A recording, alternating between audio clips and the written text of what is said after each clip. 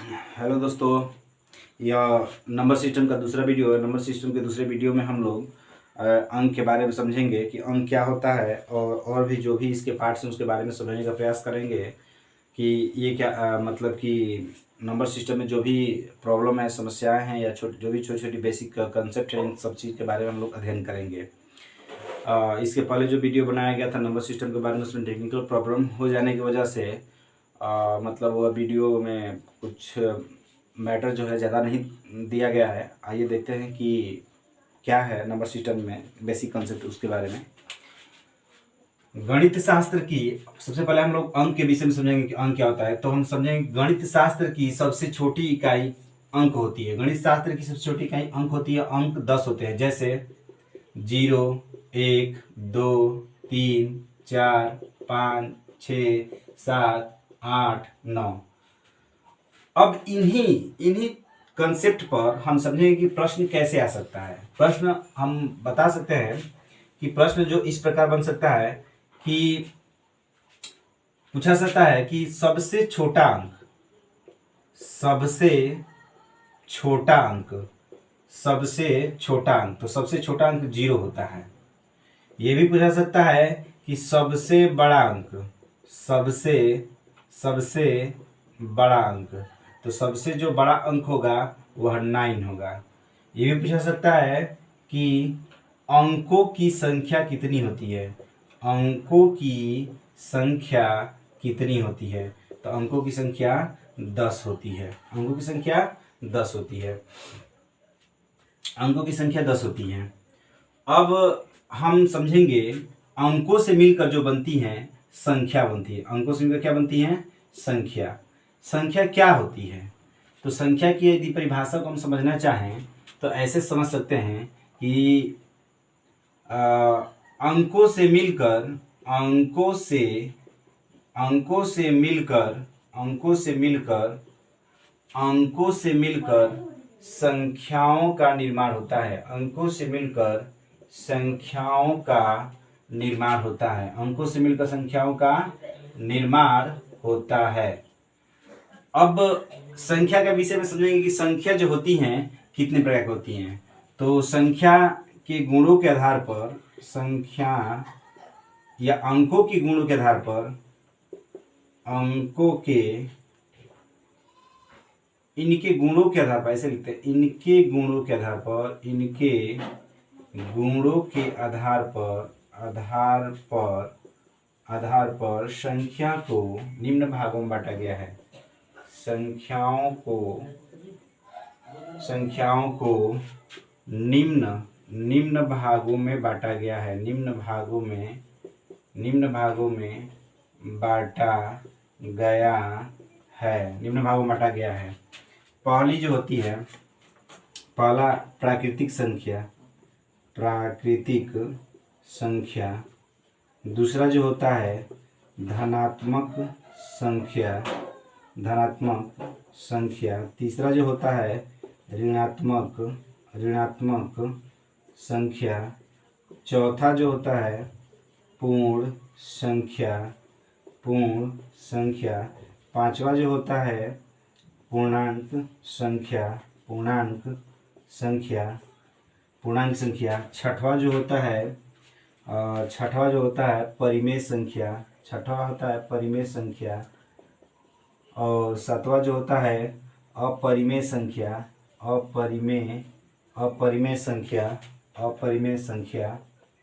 और आठवां जो होता है वास्तविक संख्या,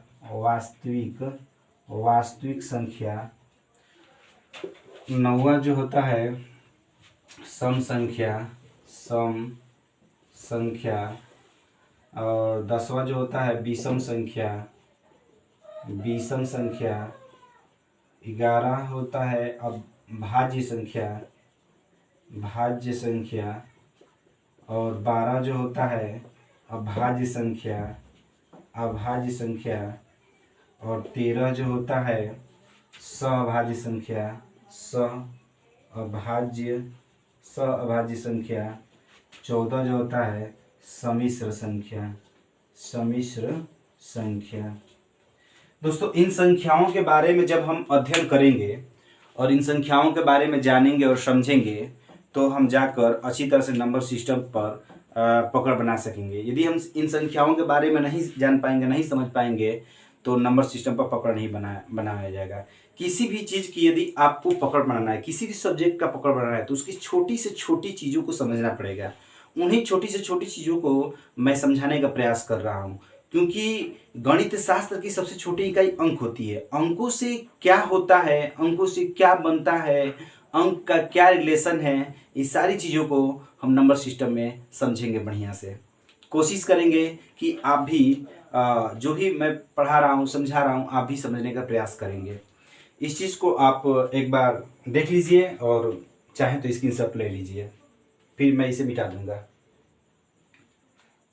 चलिए ठीक है, आप लोग ले लिए होंगे स्क्रीनशॉट।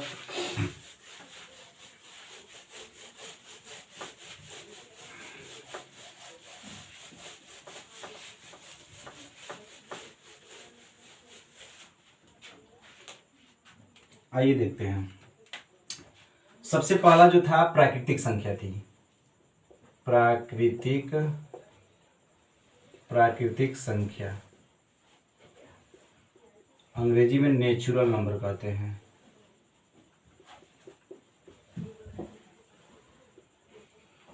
प्राकृतिक संख्या क्या होती हैं?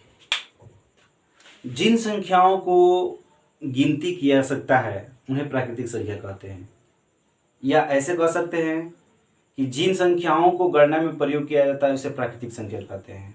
जिन संख्याओं को गणना में प्रयोग किया जा सकता है उसे प्राकृतिक संख्या कहते हैं। जैसे परिभाषा यदि हम इसका समझे तो जिन संख्याओं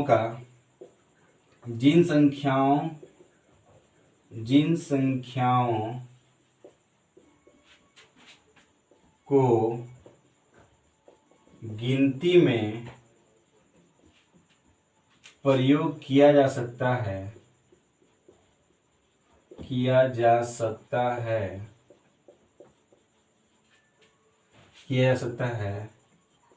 उसे प्राकृतिक संख्या कहते हैं, उसे नेचुरल नंबर कहते हैं, अब उसे नेचुरल नंबर कहते हैं।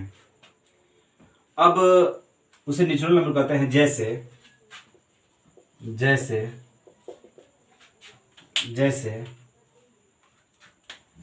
1 2 3 4 5 6 ...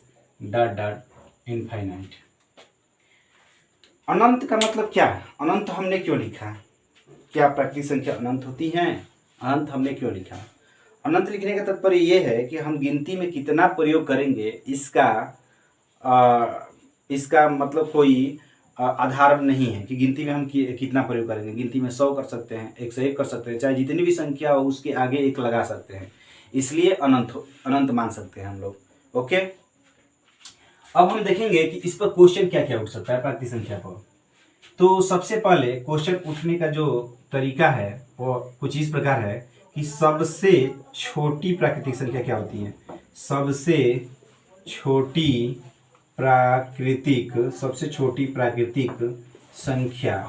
प्राकृतिक संख्या 1 होती है।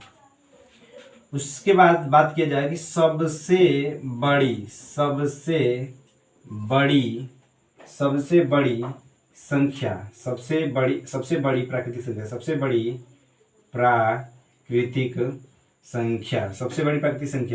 तो सबसे बड़ी प्राकृतिक संख्या की बात किया जाए तो सबसे बड़ी प्राकृतिक संख्या या तो इनफाइनाइट कहा जा सकता है, और नहीं तो सबसे बड़ी प्राकृतिक संख्या को इनफाइनाइट कहा सकता है, नहीं तो अपरिभाषित कहा सकता है।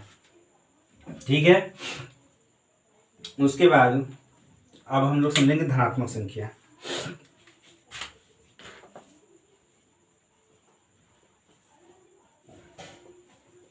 धनात्मक संख्या क्या होता है? सभी प्राकृतिक संख्या को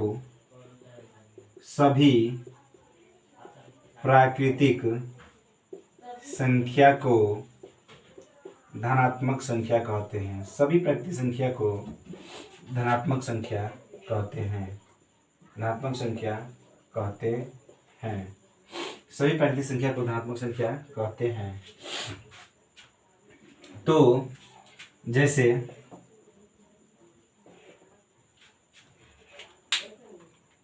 1 2 3 4 डॉट डॉट इनफाइनाइट। प्लस लिखें या ना लिखें इसमें कोई अंतर नहीं है।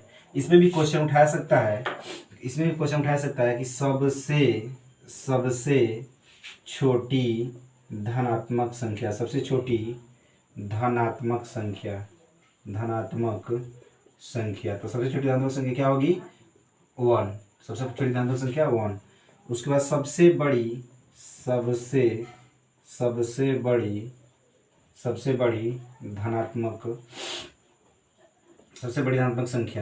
धनात्मक संख्या जो होगी इनफाइनाइट मान सकते हैं।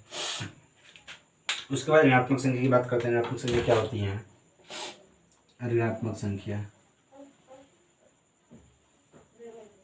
ऋणात्मक संख्या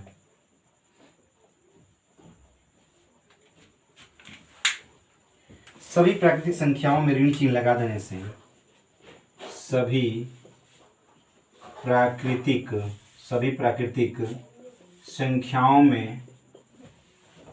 प्राकृतिक संख्याओं में ऋण चिन्ह लगा देने से ऋणात्मक संख्या बन जाती है। ऋणात्मक संख्या बन जाती है। यदि हम बात करें कि सबसे छोटी ऋणात्मक संख्या, सबसे छोटी ऋणात्मक संख्या, तो सबसे छोटी ऋणात्मक संख्या जो होती है इनफाइनाइट होती है। देखिए सबसे छोटी ऋणात्मक संख्या इनफाइनाइट क्यों होती है? सबसे छोटी ऋणात्मक संख्या इसलिए इनफाइनाइट होती है क्योंकि ऋण संख्याओं में जो संख्या जितनी बड़ी होती है वो संख्या उतनी छोटी है। ऋण का मतलब होता है कर्ज, अर्थात वो चाहे -10 हो, -11 हो, -12 हो, जो जितना बड़ा होगा वह उतना ही छोटा होगा। अतः इसलिए इनफाइनाइट सबसे बड़ा होगा, इसलिए इनफाइनाइट क्या हो जाएगा? सबसे छोटी ऋणात्मक संख्या हो जाएगी। यदि हम बात करें कि सबसे बड़ी ऋणात्मक संख्या, सबसे बड़ी ऋणात्मक संख्या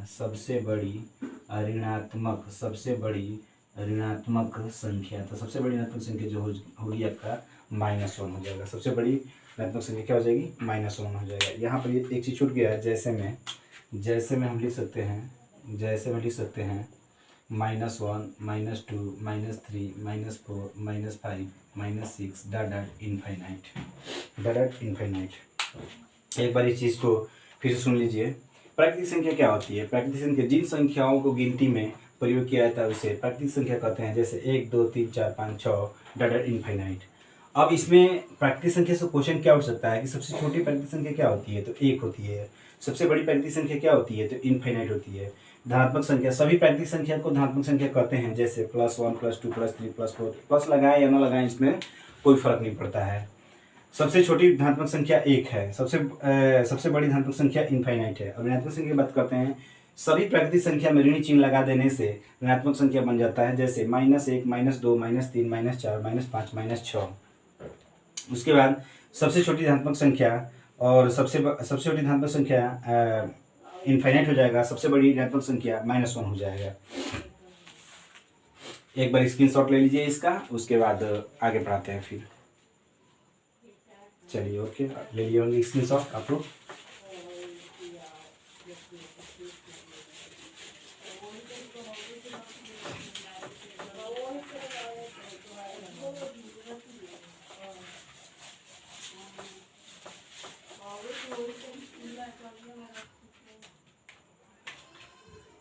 सबसे छोटी देखिए पूर्ण संख्या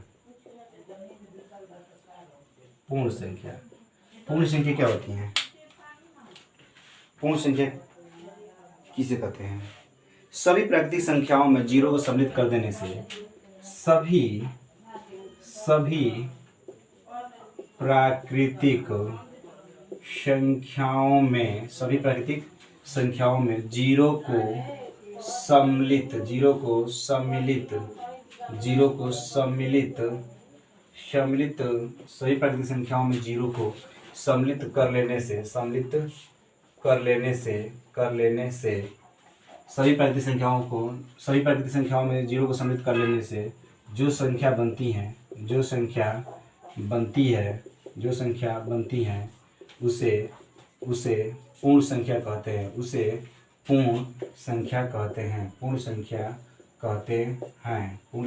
हैं। जैसे 0 1 2 3 4 0 1 2 3 4 dot dot infinite 0 2 3 4 dot dot infinite. अब सबसे छोटी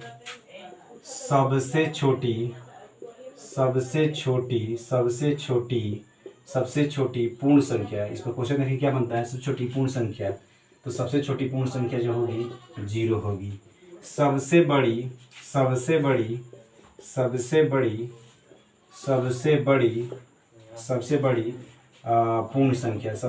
पूर्ण संख्या, तो सबसे बड़ी पूर्ण संख्या जो हो जाएगी इनफाइनाइट हो जाएगी। अब हम लोग पूर्णांक की बात करते हैं। पूर्णांक क्या होता है? पूर्णांक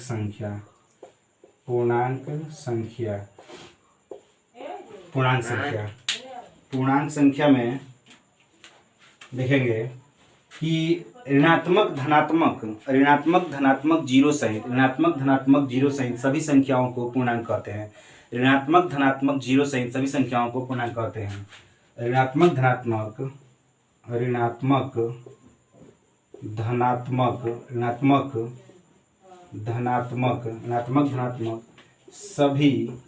धनात्मक सभी प्राकृतिक संख्याओं को ऋणात्मक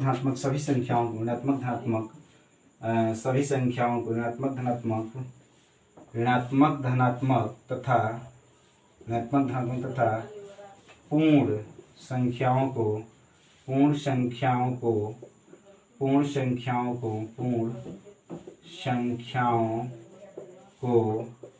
पूर्णांक संख्या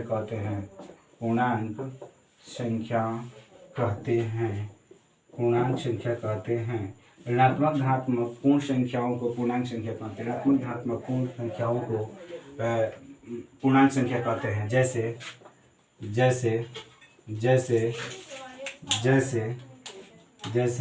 माइनस इन्फिनिटी डॉट डॉट -3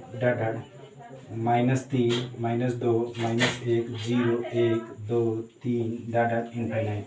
इस पर क्वेश्चन उठा सकते हैं कि सबसे